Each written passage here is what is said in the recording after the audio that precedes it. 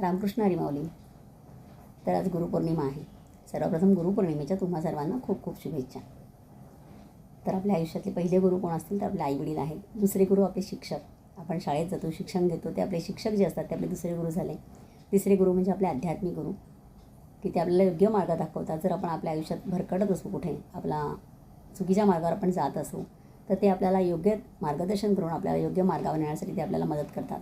त्यानंतर आपल्या आयुष्यात जर आपण आपल्या तब्येतीकडे व्यवस्थित लक्ष द्यावं म्हणून आपण जिम जॉईन करतो किंवा आपण एक्सरसाइज करतो, ते जे शिकवणारे आपले गुरु असतात, योग गुरु मीन्स आपले हेल्थ गुरु असतात, तर हेही आपल्या आयुष्यातले महत्त्वाचे गुरु आहेत. ते आपली काळजी घेतात, आपल्या तब्येतीची काळजी घेतात.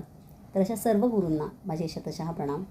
तर असेही सगळे माणसं आपल्या आयुष्यात असतातच, पण हे तर आहेतच, असे बरेच लोक आपल्या आयुष्यात असतात. पण जी कोणी लोकं आपल्या आयुष्यामध्ये आपल्याला बरंच काही शिकवून जातात, छोटे मोठे सगळेच, तर ते सगळे आपले गुरु आहेत.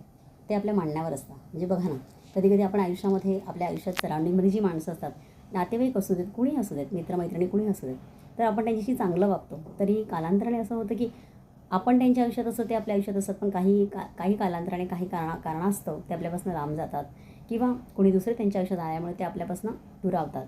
मग अशा वेळेला आपण विचार करतो, अरे असं का घडलं, आणि आपण थोडंसं रिप्रेस होतो.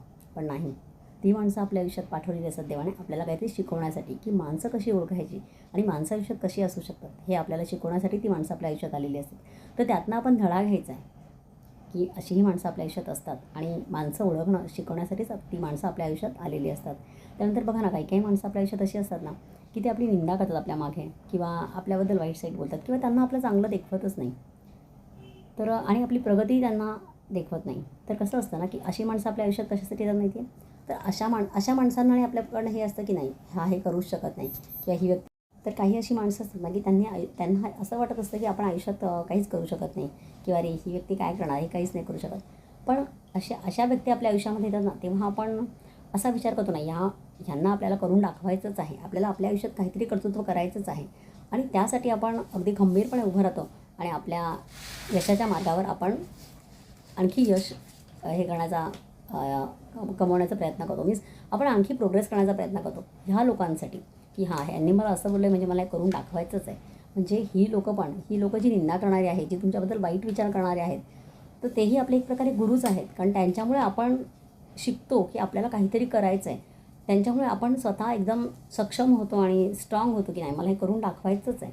त्यामुळे अशी माणसं जी आपल्या आयुष्यात असतात ना, तीही एक प्रकारे आपल्या गुरुचं मीन्स आपल्यासाठी ते गुरुच असतात. मीन्स ते आपल्याला भाग पडतात ना या सगळ्या गोष्टी करायला, स्ट्रॉंग बनायला. त्यामुळे प्रत्येकजण आपल्या आयुष्यात जे काही आपल्याला शिकवतात ना, चांगलं वाईट किंवा काही, तर त्यातनं आपण काहीतरी शिकत असतो.